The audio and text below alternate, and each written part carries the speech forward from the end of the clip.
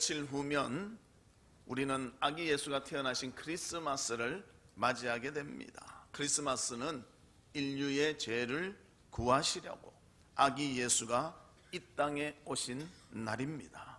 이 예수님은 하나님의 놀라운 계획, 그리고 우리를 향한 하나님의 사랑 가운데 이 땅에 오셨습니다. 그래서 하나님은 예수님을 이 땅에 보내시는데 신비한 방법을 통해서 보내셨고요, 또 이 땅에 오신 목적이 확실하다는 것입니다. 그뿐만이 아니라 예수님께서는 언제나 우리와 함께 하시겠다는 놀라운 약속을 우리에게 허락해 주셨습니다. 그러므로 우리는 하나님이 우리를 향해서 얼마나 사랑의 표현을 절정으로 보여주고 있는가, 이것이 바로 예수님의 태어나심이고요, 또 이 세상에 하나님 주신 가장 큰 선물이 바로 아기 예수 그리스도인 것입니다. 그래서 오늘 아기 예수의 태어나심을 저희들이 기억하면서 하나님의 놀라운 계획, 우리를 향한 놀라운 사랑, 그것을 깨닫고 주님 앞에 더욱더 믿음으로 굳게 서는 우리 성도들이 되시기를 주의 이름으로 축복합니다.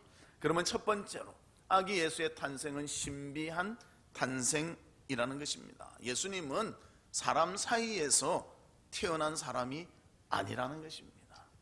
하나님의 놀라운 성령의 능력으로 동정녀 처녀인 마리아를 통해서 태어나셨습니다. 당시 이스라엘에는 결혼하면 세 단계를 거쳐야 됩니다. 첫 번째 단계는 무엇인가 하면 약혼이라는 단계입니다. 이 약혼이라는 것은 결혼 당사자들의 의사와 상관없어요. 부모들이 우리 누구와 누구 결혼시킵시다 그러고 서로 성립됐을 때 약혼이라고 말한다는 것입니다. 그 다음 단계는 바로 정혼입니다. 정혼은 뭔가 하면 약혼을 이제는 당사자들이 인정하는 거예요. 당사자들이 인정하면요, 한 1년 기간 동안 정혼의 기간을 지내고 그 다음 결혼을 합니다. 그런데 정혼하면 사실 그래 뭐 살고 뭐 이렇게 하는 것은 아니지만요, 거의 부부와 같다는 거예요. 그래서 그들이 어떤 같이 살고 뭐 이런 것은 없지만 하나님 서로가 약속이 된 가운데 정혼을 하면 결혼까지 꼭 가야 된다는 것입니다. 그래서 그들이 성숙해지면 자신들의 의사에 의해서 그렇게 하는데, 정혼한 후에는 서로 무효할 수가 없다는 거예요. 약혼에서는 무효할 수 있지만 정혼 단계가 되면 그 다음엔 무효할 수가 없다는 것입니다. 법적 구속을 갖게 되고요. 그래서 이런 경우가 있습니다. 정혼했는데 상대방이 남편 될 사람이 돌아가셨다. 그러면 뭐라고 말하는가 하면 과부처녀라고 그렇게 표현을 한다는 것입니다. 그 다음 마지막 단계는 결혼의 단계입니다. 결혼은 결혼 예식을 올리고 첫날 밤을 지내므로 완전한 부부의 관계를 맺음으로 부부가 되었을 때 결혼이다, 그렇게 표현한다는 것입니다. 그런데 요셉과 마리아는 정혼의 상태였습니다. 약혼이 지나서 이제는 두 사람의 의사결정에 의해서 정혼 관계에 있는데 요셉에게 놀라운 일이 생겼습니다. 뭔가 하면 자기의 정혼녀 마리아가 임신을 한 겁니다. 아무 관계도 없는데 임신을 한 거예요. 당시 율법에 의하면요, 정혼한 여인이 나쁜 그런 범죄를 지었을 때, 그것을 어겼을 때는 돌로 쳐서 죽이는 법이 율법이었다는 것입니다. 그런데 요셉은 그를 죽이지 않고 조용히 그냥 끊으려고 했다는 거예요. 얼마나 참 힘들었겠습니까? 믿고 또 부모들이 약혼해놓고 이제는 자기들의 의사결정에 의해서 결혼하기로 약정하고 1년간 잘 지내며 준비합시다, 그렇게 했는데 그런 소식을 들었다는 것입니다. 그래서 19절 말씀에 보면 이렇게 표현하고 있습니다. 그의 남편 요셉은 의로운 사람이라 그를 드러내지 아니하고 가만히 끊고자 하여. 임신했다고 하니까 가만히 끊을, 돌로 쳐서 죽이지 않으려고 그렇게 했다는 것입니다. 그때 하나님께서 사자를 보내사 요셉 요셉에게 왜 마리아가 임신했는가, 그것을 알려주고 있습니다. 본문 20절에 보면 나와 있습니다. 우리 20절 같이 한번 읽어볼까요? 시작.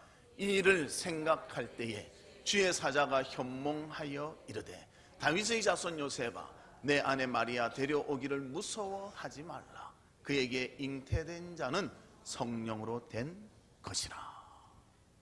여러분에게 이런 음성이 들렸어요. 그럼 이 말씀에 100% 확신하겠습니까? 어렵잖아요. 인간의 상식으로 어렵잖아요. 어떻게 남자를 모르고 어떻게 아기를 가졌을까? 또 전에 있었던 일도 아니고 처음 있는 일인데 어떻게 그 마음의 수긍을 하겠어요? 그러나 요셉은 주의 사자가 말씀하실 때 자기의 상식으로는 이해되지 않지만 말씀을 그대로 받아들였습니다. 그리고 그 말씀을 듣는 순간, 내 정혼한 마리아가 부정한 여인이 아니라 하나님의 은혜를 입은 여인이구나. 모든 근심 걱정을 내려놓았다는 것입니다. 예수님은 사람에 의해서 만들어진 어떤 사람이 아니라 하나님의 성령에 의해서 동정녀 마리아를 통하여 이 세상에 오시게 되었습니다. 이 신비한 모습을 통해서 예수님은 탄생하셨다는 것입니다. 이 신비한 모습으로 탄생한 사람은 지구상에 한 명밖에 없습니다. 예수 그리스도 한 명밖에 없습니다. 그래서 하나님께서는 그를 통하여 이 세상에 보내주셨는데요, 왜 그런 신비한 방법을 하나님은 쓰셨는가? 죄 없는 인간이 필요하기 때문이었다는 거예요. 사람에 의해서 태어나는 사람은 인류의 첫 조상인 아담이 범죄함으로 인해서 아무 죄가 없이 태어난 것 같아도요, 죄를 가지고 태어난다는 것입니다. 우리 어린아이들 보십시오. 갓난 그 태어난 아이들 보면요, 나쁜 짓 한 게 어디가 있어요? 착하고 예쁘기만 하던. 어제도 우리 성도님 중에 한 분이 손주를 요래 안고 있는데요, 손주가 귀엽게 보이더라고요. 그러니까 내가 귀여워서 이래 보니까 한번 안아보라고 주시더라고요. 딱 갔는데 애가 탁 안겨요. 그러니까 기분이 굉장히 좋더라고. 그래서 너 막 잘 되라, 막 그냥 입에서 막 축복의 말이 막 나오는 거. 그리고 이제 건네줬습니다. 4개월 된 아이도요, 정말 맑고 깨끗하고 얼마나 예쁜지 몰라요. 그런데 막 태어난 아이가 무슨 죄가 있겠어요? 그러나 아담의 죄 때문에 모든 자는 태어날 때 죄를 가지고 태어난다는 것입니다. 그 이어지는 죄를 원죄라고 해요. 원죄가 없는 사람, 주님 앞에 깨끗한 사람, 죄에 대해서 아예 해방된 사람, 그 사람을 하나님이 찾다가 안 되시니까 방법을 어떻게 썼는가? 신비한 탄생의 방법, 성령으로 탄생하는 예수님을 통해서 이 땅에 보내주셨다는 것입니다.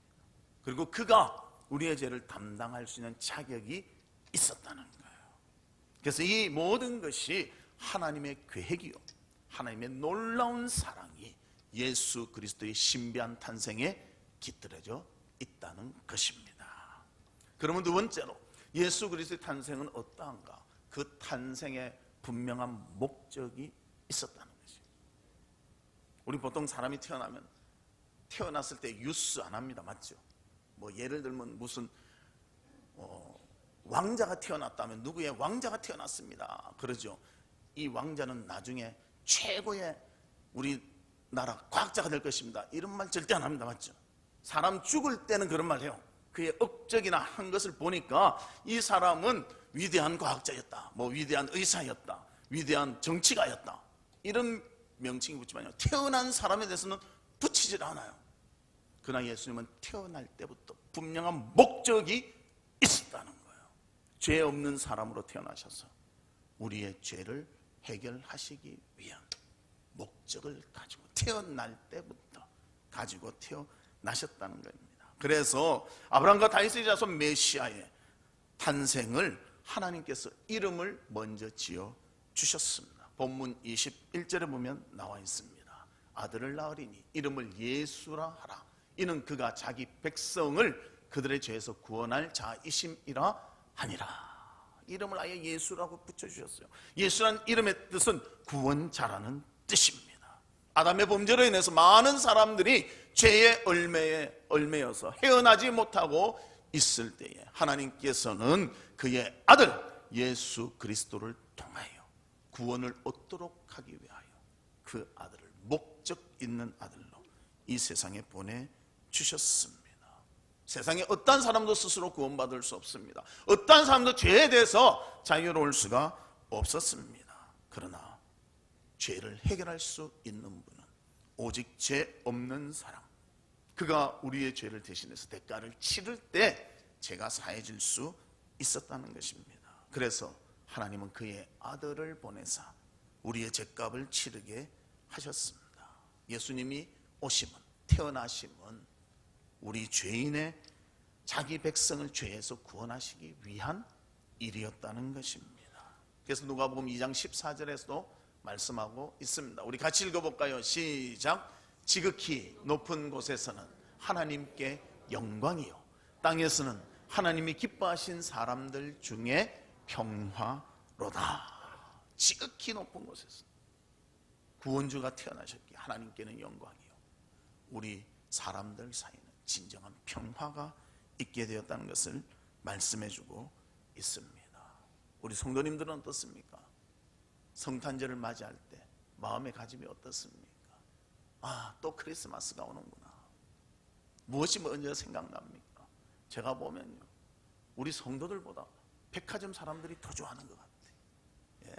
그리고 우리도 출이 12월 초에 했는데요, 백화점은 11월 초부터 막 모르는 사람도 지나가는데 막 이만하게 만들어놔가지고 다 볼 수 있도록 만들어놔요. 예수님이 상업적으로 쓰이기 위해서 오신 거 아닙니다. 우리의 구원을 위해서 오셨습니다. 큰 추리를 만들어 놓고 징글벨을 하더라도 예수 그리스도를 모른다면요, 그들은 예수님과 상관없는 사람이 되고 마는, 구원과는 상관없는 사람이 되고 만다는 것입니다. 그래서 우리는 영생의 확신을 가지고 구원의 기쁨을 누리는 그런 성탄절이 되기를 주의 이름으로 축복합니다. 그래서 예수님을 통해서 진정 삶 속에 평화를 맛보시기를 바랍니다. 예수님이 행하신 일을 우리가 깨닫게 된다면 우리는 진정 기쁨과 평안을 맛볼 수밖에 없습니다. 이 세상에 많은 사람들이 있지만 왜 평안과 기쁨을 누리지 못합니까? 그들은 예수님이 구주로 오셨음에도 불구하고 그를 믿지 못하고 그를 배척하고 그와 상관없이 살기 때문입니다. 그러나 우리는 다릅니다. 예수님을 구주로 믿기 때문에 죄에서 해방되고 구원을 얻고 생명을 누리는 자들이 된 것입니다. 그래서 그 예수 그리스도의 탄생을 진정 기뻐하고 감사하며 즐거워하는 자들이 바로 우리가 되어야 하는 것입니다. 그래서 예수님이 오셨을 때 진정한 우리 가운데는 평화고 하나님께는 영광이 되는 것입니다. 1870년 프랑스와 독일이 치열한 전투를 하고 있었습니다. 그리고 아무리 전투를 하더라도 날짜는 지나 성탄절이 다가오고 있었습니다. 전투하다가 모두가 이제 전투를 끝내고 자기 숙소로 들어갔습니다. 그리고 내일 전투를 어떻게 할 것인가, 또 무기를 닦으면서 준비하고 있었습니다. 그런데 마침 그날이 성탄절 이브날이었습니다. 그래서 병사들이 잠시 나와서 하늘의 별들을 보고 있는데, 별들을 보니까 옛날에 크리스마스 때 성탄절을 지냈던 그런 생각이 나기 시작했습니다. 그래서 프랑스군 참모에서 한 병사가 아름다운 테너 목소리로 찬양을 했습니다. 오 거룩한 밤 별들 반짝일 때 거룩한 주 탄생한 밤일세 하면서 테너가 쫙 불렀습니다. 부르고 있는데 독일 측에서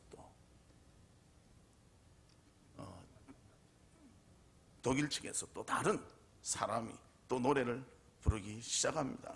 거기서 바리톤이 똑같이 예수님의 탄생을 노래하기 시작했습니다. 총을 들고 있던 모든 병사들이 총을 내려놨습니다. 그리고 함께 예수 그리스도의 탄생을 기뻐하며 눈물을 흘렸습니다. 그리고 그 이후부터 서로가 싸움을 중단하고 평화의 상태가 되었다는 것입니다. 우리 심령 속에 예수님이 오실 때 인간의 질고와 인간의 다툼과 인간의 아픔은 해결이 되고 진정한 평화가 오게 되는 것입니다. 우리 사랑하는 성도들도 예수 그리스도의 구원의 소식을 듣고 이 땅에 평화가 이루어지도록 우리가 먼저 평화를 선포하며 평화를 이루어내는 그런 성도들 되시기를 주의 이름으로 축복합니다. 세 번째로는 예수님의 탄생은 놀라운 약속 가운데의 탄생이셨다는 것입니다. 23절 말씀에 보면 보라 처녀가 잉태하여 아들을 낳을 것이요 그 이름을 임마누엘이라 하리라 하셨으니 이를 번역한즉 하나님이 우리와 함께 계시다 함이라 그렇게 말씀하십니다. 이 말씀은 천사가 사자가 요셉에게 알려준 말이었습니다. 예수님이 이 땅에 오셔서 우리를 구원하실 뿐만 아니라 우리와 함께 계시겠다고 약속하셨습니다. 우리는 혼자 길을 가는 것 같지만요, 예수님은 우리와 언제나 함께 동행하십니다. 지쳐서 쓰러져 있는 것 같지만요, 내 혼자 있는 것이 아니라 주님이 옆에서 위로하고 계십니다. 발자국 이야기가 있지 않습니까? 예수님과 자기가 한 사람이 쫙 보니까요, 두 발자국이 쫙 가는 거예요. 한 발자국은 자기 발자국, 한 발자국은 예수님의 발자국인 거예요. 근데 그 발자국을 쫙 지나간 걸 보니까요, 참 좋고 즐거울 때는 두 발자국인데 힘들고 지칠 때는 한 발자국만 있는 거예요. 그래서 이 사람이 예수님께 따졌습니다. 예수님, 왜 제가 좋고 즐거울 때는 옆에 계시고 제가 힘들 때는 옆에 계시지 않았습니까? 그러니까 예수님이 발자국을 자세히 봐라. 자세히 보니까 그 발자국이 예수님의 발자국인 거예요. 그럼 제 발자국은 어디 갔습니까? 네가 힘들고 지칠 때는 내가 업고 갔느니라. 그렇게 말씀하셨다. 주님은 언제나 우리와 동행하십니다. 우리와 함께 하십니다. 믿으시길 바랍니다. 아무리 어려워도 주님이 곁에 계십니다. 아무리 지쳐 있어도 주님은 우리와 함께 하십니다. 이것을 약속하셨어요. 하나님의 약속은 변질하지 않습니다. 변하지 않습니다.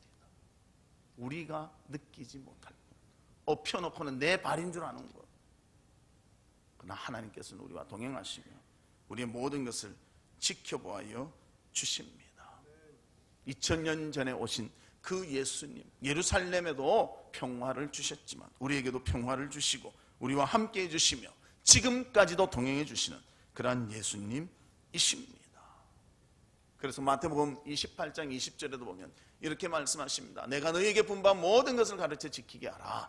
볼지어다 내가 세상 끝날까지 너희와 항상 함께 있으리라. 약속하셨습니다. 또 예수님은 이거로 끝난 게 아니에요.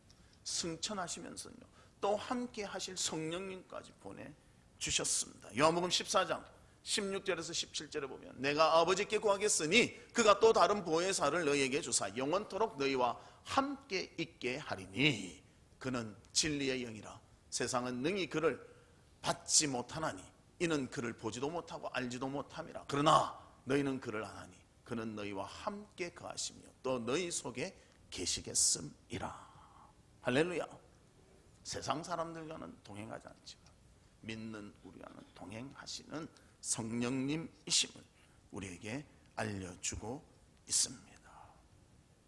이 예수님의 임마누엘에 대한 것은요, 언제 약속했는가? 예수님이 태어나기 700년 전에 약속하셨습니다.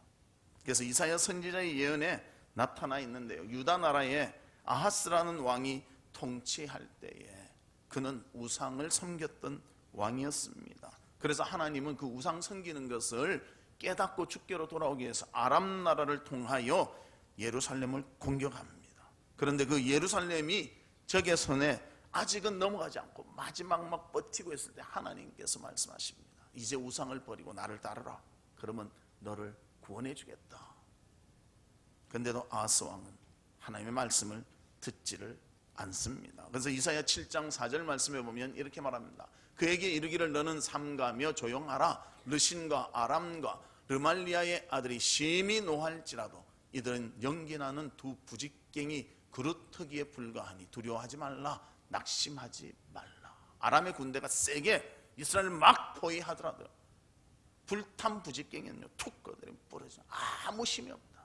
내가 너를 도와준다면, 너와 함께 한다면 아무 힘이 없는 존재가 되고 말 것이다. 우상을 버리라. 버릴 때 내가 함께 한다. 아하스 왕은 버리지 않았습니다. 그래서 7장 11절에 이렇게 말합니다. 너는 내 하나님 여호와께 한 징조를 구하되 깊은 데에서든지 높은 데에서든지 구하라 하시니, 하나님께만 구하면 내가 구해주겠다. 그래서 12절 말씀에 아하스가 이르되 나는 구하지 아니하겠나이다. 나는 여호와를 시험하지 아니하겠나이다 하면서 하나님께 구하지 않습니다. 이 정도 되면 그래 끝났다 가라. 보통 사람 그러잖아요. 근데도 하나님은 이들을 사랑하사 메시아에 대한 말씀을 주시고 있습니다. 지금은 비록 너희가 내 말을 듣지 않고 끝까지 우상을 섬기지만 내 사랑하는 백성 언젠가는 깨닫고 내게로 돌아와서 내가 함께 있게 하리라. 그래서 이사야 7장 14절에 말하고 있습니다. 우리 같이 읽겠습니다. 시작. 그러므로 주께서 친히 징조를 너희에게 주실 것이라. 보라, 처녀가 잉태하여 아들을 낳을 것이요 그의 이름을 임마누엘이라 하리라. 이 예언의 말씀, 예수님 태어나기 약 700년 전의 예언의 말씀, 이 약속의 말씀이 예수 그리스도의 탄생으로 이루어졌고요, 그 약속은 믿는 우리에게는 언제나 함께 동행하시는, 우리와 모든 것을 함께 하시며 도와주시며 공급해 주시며 사랑해 주시며 은혜 베풀어 주시는 그 예수 그리스도가 되심을 우리에게 알려주신 것입니다. 이런 놀라운 예수님의 약속이 있음에도 불구하고 아직도 세상에 빠져 주님을 모르고 아직도 아하스 왕과 같이 나는 주님이 필요 없습니다 이렇게 말하는 사람들도 있다는 것입니다. 아직도 혹시 예수 그리스도를 주인으로 모시지 않은 분이 있다면 이 시간 마음을 열고 주님으로 모시기를 바랍니다. 내 인생의 주인으로 이제는 내가 사는 것이 아니고 예수 그리스도가 사셔서 내 안에 진정한 평안과 기쁨과 만족을 주시는 그 예수 그리스도, 그분이 나의 왕이 되시기를 원합니다. 그렇게 받아들이기를 바랍니다. 그 예수 그리스도 이 땅에 오셔서 분명한 목적을 가지고 우리를 구원하기 위해서 십자가에 죽으셨습니다. 신비한 방법으로 동정녀의 성령의 잉태를 통하여 이 땅에 오셨습니다. 그리고 믿는 우리에게는 언제나 함께 하시는 그런 주님이 되시는 것입니다. 그 주님을 믿으며 예수 그리스도의 탄생을 기뻐하며 찬양하는 우리 모두가 되시기를 주님의 이름으로 축복합니다. 그래서 이 시간 우리 기도하는